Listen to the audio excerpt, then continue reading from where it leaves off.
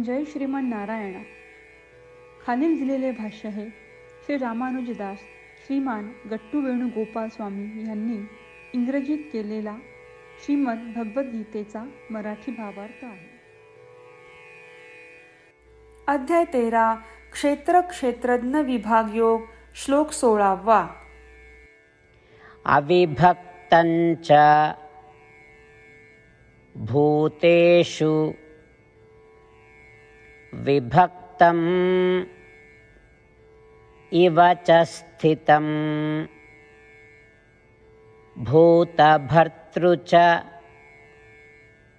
तज्ज्ञेयं ग्रसिष्णु प्रभविष्णु च. ओम. गीता आचार्य श्री कृष्ण परमात्मा अर्जुनासह आपल्या सर्वांना क्षेत्र क्षेत्रज्ञ विभाग योग शिकवत आहेत. परमात्मा म्हणतात, अर्जुना, आत्मा सर्व प्रकारच्या शरीरांमध्ये असतो आणि वेगवेगळ्या देहांमध्ये आत्मा देखील वेगवेगळे किंवा भिन्न असतात.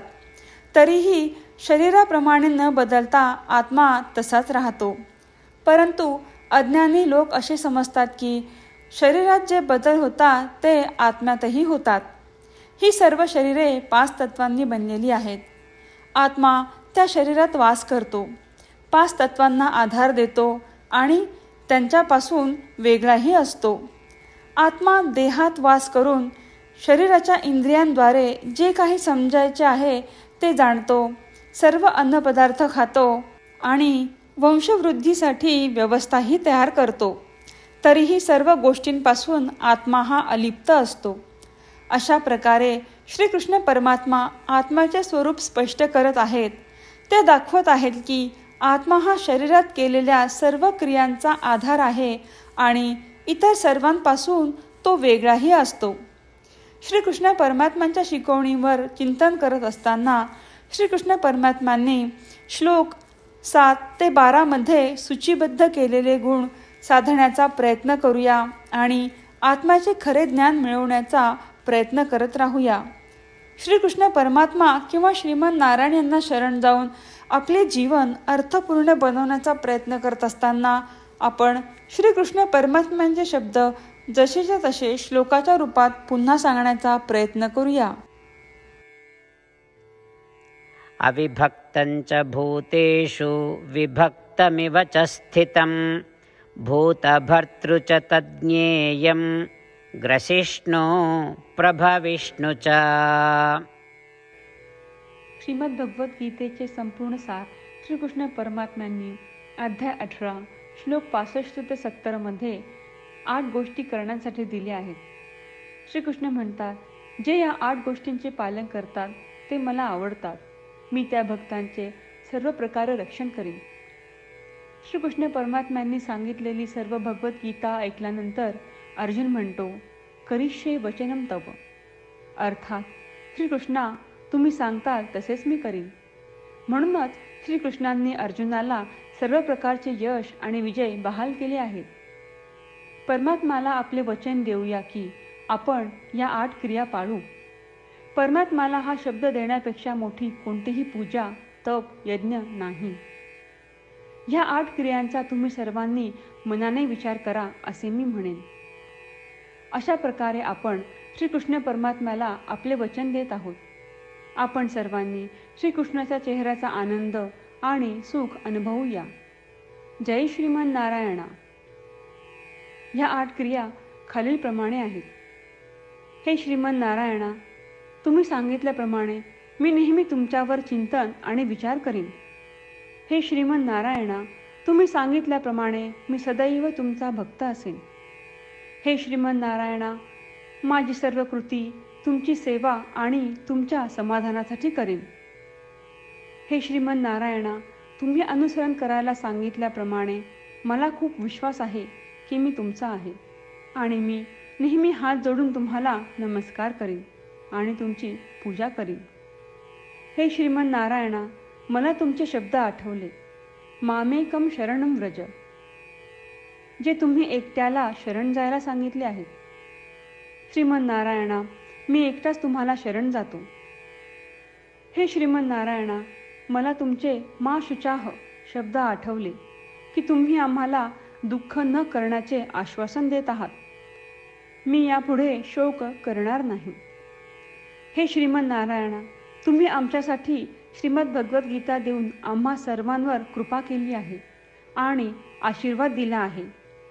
मी दररोज किमान 1 श्लोक वाचण्याचे किंवा ऐकण्याचे वचन देतो. हे श्रीमन्नारायणा, तुम्ही गीता सर्व मानवजातीपर्यंत पोहोचवलीस.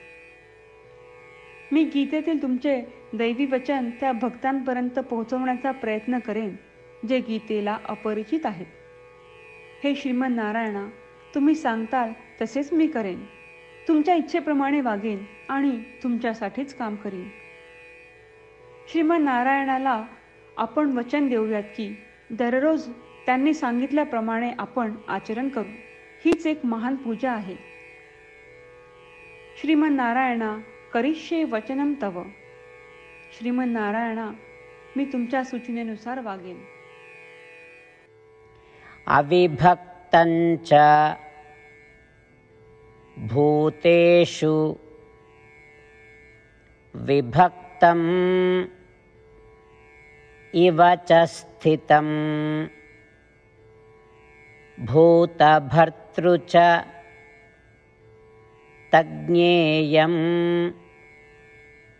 ग्रसिष्णु